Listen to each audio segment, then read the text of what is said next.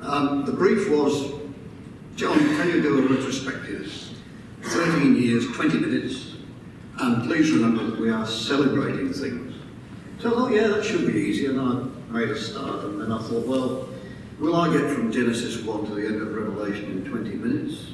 The biblical ones among you. I think the old tellers I won't get from Genesis 1. So I changed tack, and I decided what I would do very quickly is to do the CRC alphabet. There'll be a couple of opportunities here for audience participation, so please remain awake. The first letter is A.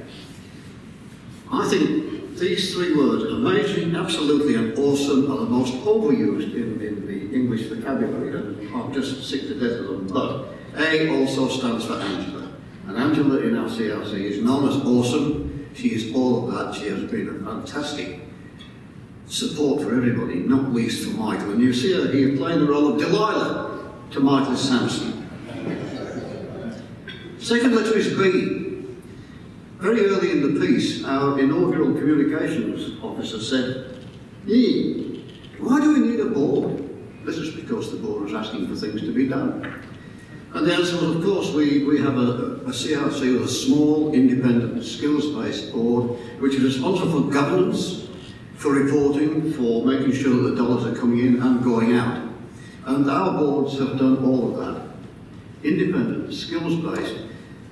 On top of that, I think what we perhaps overlook is the fact that every board member we've ever had has had a network that has been useful to the CRC. And this was particularly the case when we were doing the rebid in 2010. There are a lot of contacts made through board members that helped us to get over that hurdle and to have a second CRC. The inaugural board was faced with these criteria. Remember, this is the CRC programme back in 2005, and it was very much focused on commercial and economic growth. People said we would never get our bid up because we weren't commercial enough. But we said we deliver economic benefit, and David has just talked about that most eloquently. Commercial and economic growth, the path to adoption, capability, which really meant capacity building in the broad sense, and return on investment. Those are the criteria that the inaugural board had to address, and its vision was to be a world leader in generation, development, and delivery of plant biosecurity, science, and education. And the evidence for that, I think, we've seen this week. Delivery, obviously, was part of that mandate, and delivery was seen at the beginning to come from a combination of basic research, better risk assessment, new detection platforms, real-time predictions of pest incursion and spread, and from applied research, tools for pest detection, linking with international databases, and socio-economic aspects of biosecurity. And it's been the combination of that basic and applied research in our portfolio that I think has been a real strength to the CRC. Delivery can't happen without E for engagement. And the CRC annual report in 2010-11, research is undertaken with input from end users, another E word, through end user advisory panels, project planning and assessment processes, and end user advocates appointed to each project.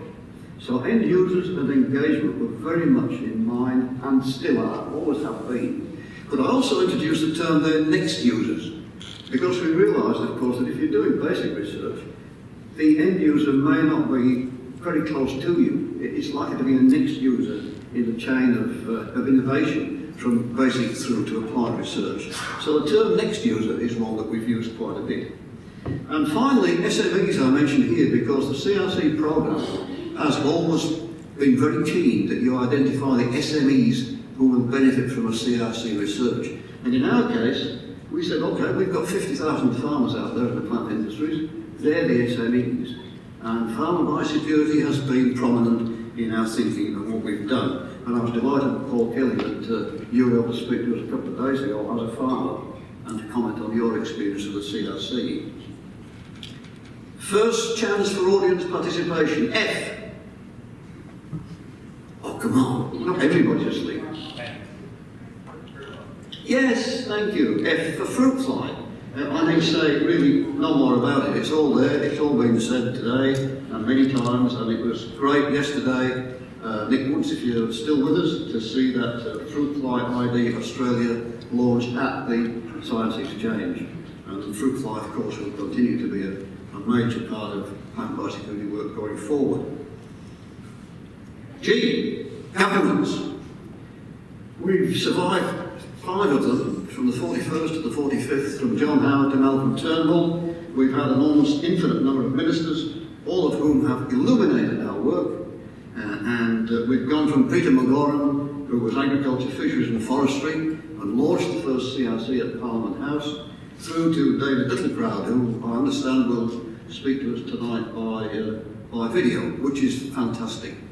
The point that one should make here is really that the CRC model has been supported by governments from the days of Bob Hawke onwards.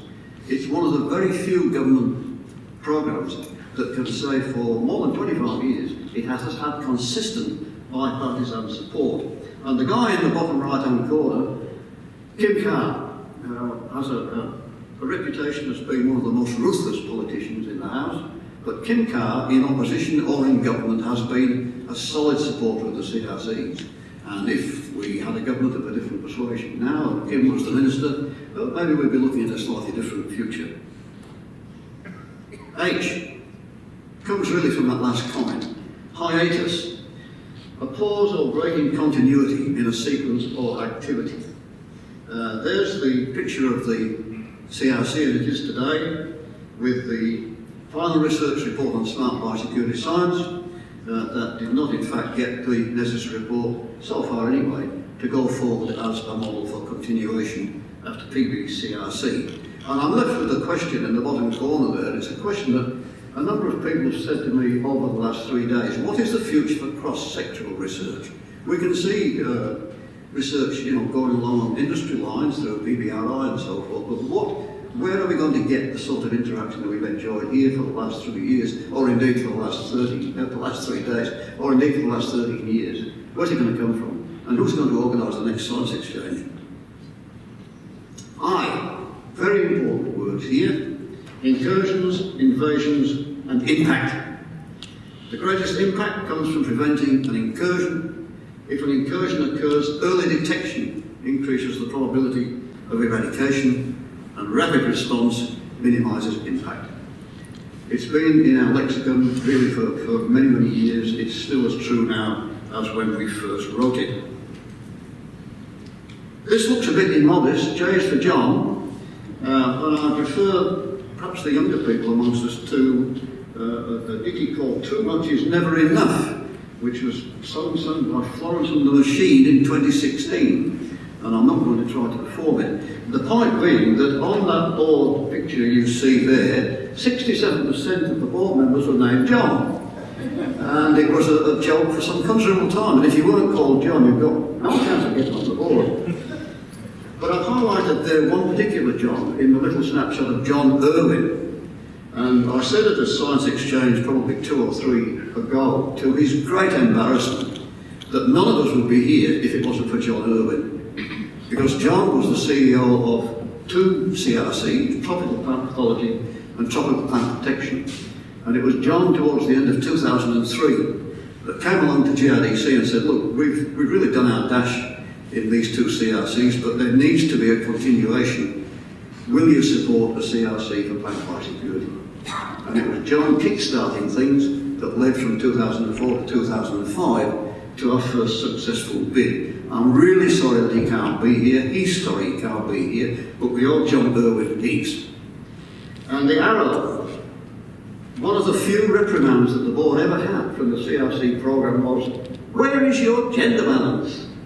And Christine Campbell did a fantastic job as a board member in the first term, but it's the fact that we were somewhat ungender balanced at that time, and steps had to be taken to remedy that. Okay, pretty obvious one. Gary Conn, one of many star scientists that we've benefited from over our terms. Gary, I think, exemplifies all that's good about taking some very bright, cutting-edge ideas out into the marketplace, developing remote microscopes, deploying them around Australia, pushing them out into Southeast Asia. Just a phenomenal effort on the part of the CRC, which has supported him solidly all along the way, to translate bright ideas into something that is of fantastic use out there in the real world. So thanks to Gary, but thanks also to people like Tony Clark, who spoke to us earlier today. There are many examples. I can't begin to fill them all in this afternoon, but you hope take my point. L, most important word, L for linkages. Back in pre-CRC NPB days, of course, there was good plant biosecurity research being done, but it was being done relatively in isolation. Okay, a lot of you knew each other, but there was not really the opportunity to be linked in the way that's provided by the middle figure, where we've shown what happened post-CRC NPB. And most recently, of course, through PB-CRC, I put this graph up earlier this morning, that we really now have gone out and linked ourselves very effectively through the work of John Leslie and others in the USA, through CABI and its international network, through our colleagues in New Zealand and in Indonesia, to be able to have genuinely a functioning plant biosecurity network which can use our products to good effect. I've really felt with Indonesia that having started off quite strongly, we've dropped the ball a bit in more recent times, and not to engage our nearest neighbour to the north just seemed to be silly, and happily now we're doing that, and that's fantastic. L also, of course, stands for leverage, and the dollars that we've been able to bring in have been used to good effect to lever other dollars, and L is also a legacy, which, of course, is a lot of what Michael's talked about here, and a lot of what is coming out of Science Exchange more generally. Martin, McCurdy and Michael, 3 M's, and you'll see that each one of them is equipped with a weapon. The golf club, the hockey stick, and Simon, by the way, still plays. And over on the far side, Michael. Michael actually is the guy behind the stumps. And I'm told that the bat was not Michael's most fearsome weapon. Michael was a legendary sledger. Michael could sledge to make David Warner blush. And don't try him, don't try it. But 3 notable CRC M's there. And N is for never give up. And I use this in the context of our PhDs. You've seen them perform over the last 3 days. They have been fantastic. And a lot of them have done it against the odds. They've had work problems, they've tried to hold down a full-time job while doing a PhD, they've had domestic problems, they've had tragedies. They have prevailed, and as you can see, 33 completed in CRC NPB, and nearly 80% of them are working in biosecurity, and that surely has to be the criteria. We've trained them, are they being used? And the answer is yes, by and large they are. And in PB-CRC, 22 completed, 7 pending, you know who you are. The clock's ticking, but we're pretty confident that we will finish up with 29 PhDs from CRC NPB. And that is just a fantastic contribution, and never give up. O for organisation. The CRC is the only organisation providing a coherent, comprehensive national approach to plant biosecurity research in Australia, the statement by the Independent Science Review in 2010, and that is still the case. And P, performance. Takes me back to CIE in 2004. David didn't mention, but CIE actually were engaged to comment on the initial CRC NPB bid. And it's interesting to hear him come along all these years later and say, well, actually, this is what you guys did. But you see the statement in the block there, the small increase in the probability of early detection of fruit fly would pay for the whole of the CRC NPB. Commercialisation will enhance biosecurity and increase income generation. Outcomes will protect and build market access for the plant industries. And finally, I don't really need to repeat that, you've seen it, and the numbers are up on my right and left. An overall benefit cost ratio of 5.1 to 1, and as David has said, for many of our projects, a considerably bigger benefit cost ratio than that. It's a respectable outcome. Q for Quads. The very earliest international association was the Quads Alliance between Australia, Canada, New Zealand and the USA. 4 countries that said there are many technologies that can be shared between Quad member countries through interactions and collaborations. And Quads really paved the way for much of what has come along later in terms of international interactions. researchers. 400, more than 400 researchers involved in CRC, NPB and PBCRC programs, a research output that exceeds 600 publications. But the key, and this is a quote from Alex Zelinsky, who spoke to the CRC Association last year, and Zelinsky said, not publish or perish, but partner and prosper. And that really, again, is the essence of the CRC. Of course you've got to publish. Of course people will look at the number of papers. But the real contribution in the CRC is from the partnerships which enable us to prosper as a biosecurity community. Science, biosecurity built on science for agriculture and the environment. It's the slogan that we coined in 2005, and it's still there to this day. T for toolbox.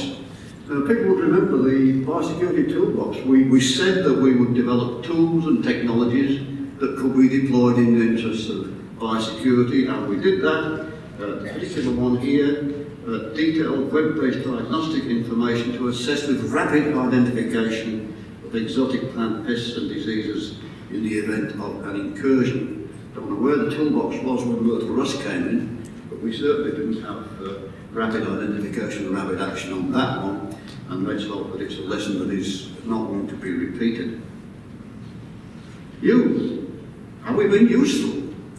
Well, those are the programs that you'll be familiar with. The black ones, the programs we started off with in CRC and PB. Preparedness and prevention, diagnostics, surveillance, impact management, post-harvest integrity. And the red ones succeeded them, some similarities, understandably. Early warning, effective detection and response, safeguarding trade and secure future. They're what we have been collectively working on since 2005. And I believe that all the indications are that we have indeed been used for useful. But maybe the greatest usefulness has come through the capacity that's been built. Enormous amount of infrastructure has been built over this period. A lot of high-tech, like AgriBio has appeared here in Melbourne. We've been able to help with programs through those infrastructure developments. But we've also, of course, helped a lot of people to develop their careers. We talk a lot about the PhDs, but more than one person has said to me over the last couple of days, I'm going to miss this because it has really enhanced my experience and it's helped me to grow my career. That is fantastic, and it is maybe the most useful thing that we've done, capacity building. V, well, we need to verify things. We've had a lot of money go through the books. More than 126 million in CRC NPB against a budget that we foreshadowed has been 109, so that was pretty good. In-kind actuals in CRC NPB finished up 24% above budget.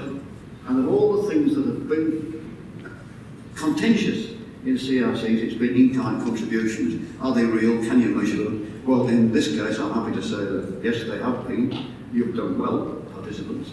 And we have exceeded our in-kind estimate very considerably. And the same is true of PBCRC, in-kind actuals on track to be 38% of the budget, and a total investment of 170 million against an agreed budget of 130. That's good going. These numbers have helped us obviously in many ways to our investment, but also in meeting our obligations to the Commonwealth, and our obligations to the other people who have put in resources, not least industry. W is for world, and it takes me back again to the point that we are part of a community dealing with a global problem which is getting bigger and it isn't going to go away. So biosecurity is a global issue, and the more we can keep on saying that, the more we can raise awareness of the fact that we have this problem, which is going to be ongoing, not just for plants, but also for animals and for people. So biosecurity is a world issue, and we need to be constantly aware of that. X for science exchange. Sorry, that was the best I could do. The picture on 2007 is Science Exchange 1, which was held at Marnica Oval in Canberra. In those times, we had an executive assistant, one of Angela's predecessors, who was named Mel. And Mel used to love to try and organise things, but sadly, Many of them came to be known as malfunctions. Didn't quite work out the way they were intended. But the ballroom dancing at Larnaca Oval in 2007 was fantastic. And I foreshadowed that maybe the gala dinner is going to look something like that tonight. We're all of us a bit older and a bit wiser perhaps than we were in 2007. But let's see. Science Exchange, to be more serious about it, while still celebrating Michael, when it was first envisaged, there was some consternation, I think mostly from some of the industry people who said, well, how can we come along for 3 days and listen to science? We don't understand it. To their great credit, they came along, they supported us, and they've been some of the strongest supporters of science exchanges since that time. I remember when we were mounting the bid for PBCRC, I think that particular science exchange was in the Barossa, but we were sitting around probably on the last evening, and a lot of people were quite gloomy, and they said, will we get to do this again? Of course the answer was yes, we'll get to do it again, but we've got to win the bid first, do your bit. And they did, and the science exchanges have continued. I think they've just been phenomenally successful in providing a forum for people to come together, to hear about the science, to help to guide how it developed. And thank you all for playing your various parts in science exchanges, not least this on Tony and the team. You've done good. Why? It's for you. You rock, all of you. The CRC isn't just the board. Obviously, we've had enormous success from the people in our participants committee, and you will notice that in this case there is absolutely no problem with gender balance. We've had Jane Moran, Cathy Othel-Keller and Emma Colson as 3 of our participants committee chairs, along of course with Martin. Participants committee has been a real strength, and thank you very much indeed to those who represent various organisations on the committee, but thank you also all as participants in your own way. The industry reps, thank you very much. Grains have been hugely successful. You may remember that, or some would remember anyway, that in 2006, the grains industry, the grains handlers, actually approached us and said, look, our association with CSRL through the Stoke Grains Laboratory looks like it's coming to an end. Can we join you? And the grains industry bog handlers came along and made an injection of funds, and it changed our complexion overnight. We'd been quite a big CRC, but we were very heavily in-kind dependent, and all of a sudden we had more freedom to invest, and that was just an enormous opportunity, and one I think that's been taken over the years. But sincere thanks to the GAP, its members, Phil Clamp, the chair, who has championed our interests over many years. And the same occurs with HAP. Kim James has played a huge role in HAP over the years, and RAP, Sally Troy is at the back there. Thank you to the regulators. All 3 of those advisory committees have played a huge role in engagement and helping us to meet our obligations to end users. The Science Committee, another strength that we've had. PBIC, Vince Logan here as chair, is guiding PBIC, our commercial wing, and that too has made a huge contribution. And of course the staff. We've been very fortunate with our staff. We have had remarkably low turnover over the years, and that in itself has been a great strength. Your chance, audience participation. Zed? Dear me. Zebra chip disease. Good grief. When I first heard about this, I thought, this is doom. This is the end for my stable diet. Fortunately, that hasn't occurred, and I was reassured yesterday. Okay, so I understand that we've got, Francesco, wherever you are, we've got the psyllids that you love so much, but we don't have the disease, and long may that continue so that my chip supply remains intact. Z, in fact, may not be the last letter. If you go Greek, it's omega, but N. Is this the end? Well, I've chosen a Winston Churchill quote, one of many that I'm very fond of. This one is, now this is not the end, it is not even the beginning of the end, but it is perhaps the end of the beginning. And let's hope so. Thank you.